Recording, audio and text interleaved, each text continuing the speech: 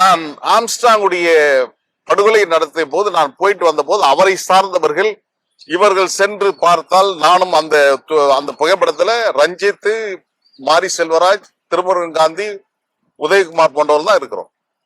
அப்ப அவர் சொல்றாரு, இவங்க சென்றால் சமூக நீதி, துரை சென்றால் சாதிய பார்வையானு சிவகாசியில சேர்ந்த ஒரு மாணவர் அணி சேர்ந்தவர். அவர் துரையின் ஆதரவாளர் என்பது அவர் கையில துரை கட்டுற மாதிரி அவர் கையில அந்த சிவப்பு கருப்பை பட்டை கட்டிட்டு இருப்பார்.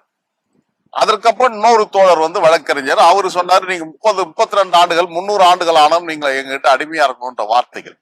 அப்போ இந்த சமூகம் குறித்த புரிதல் இல்லாவிடம் எப்படி நம்ம பயணிக்க முடியும்?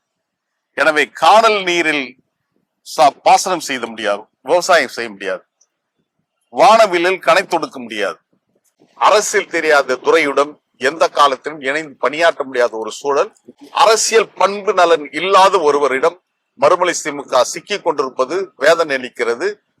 இதற்காக உழைத்த அந்த தோழருடைய நிலைமைகளை நினைத்து பார்க்கின்ற போதுதான் உண்மையிலேயே நான் கவலை அடைகின்றேன். மலை சத்யா அவர்களுடைய எதிர்காலம் என்னவாக இருக்க போகிறது? இப்படிதான் வாழணும்ன்ற ஒரு குறிக்கோளுடன் நம்ம இப்ப திராவிட இயக்கத்தில் பயணிக்கின்ற காரணத்தினால் வருகின்ற செப்டம்பர் 15 கூட நாங்கள் தமிழ்தாய் தலைமை பேரறிஞர் அண்ணாவுடைய பிறந்த நாள் விழாவை அண்ணா பிறந்த காஞ்சியில் நடத்துகிறோம்.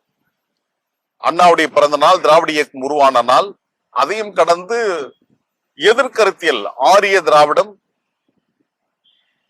அதே போன்று ஹிந்தி, சமஸ்கிருதம், இப்படி பல்வேறு தளத்தில் நாம் வேறுபட்டிருக்கின்ற காலகட்டத்தில் திராவிடத்தை முன்னிறுத்துகின்ற விதத்தில் அந்த கருத்தியல் ரீதியாக நாங்கள் திராவிட ரத்னா என்ற விருதை திராவிட இயக்கத்திற்காக தங்களை முழுமையாக அர்ப்பணித்துக் கொண்டவர்கள் வழங்க இருக்கிறோம். அந்த தேர்வில் தலைவர் வைகோ அவர்கள் நிச்சயம் இருக்கிறார். எனவே தலைவர் வைகோ அவர்கள் திராவிட ரத்னா விருதுக்குரியவராக நாங்கள் தேர்வு செய்திருக்கிறோம். அந்த விருதை தலைவர் வைகோ அவர்கள் காஞ்சியில் நாங்கள் நடத்துகின்ற அந்த அண்ணா பிறந்த நாள் விழாவில் பங்கேற்று அதை பெற்றுக்கொள்ள வேண்டும் என்பதை என்னுடைய வேண்டுகோளாக நாங்கள் உங்களுக்கு வைக்கின்றேன். இது எங்களால் முடிந்த பணியை நாங்கள் அவரை செய்யணும். அதற்கு மேலாக அவருக்கு நான் சிந்தித்தவன்.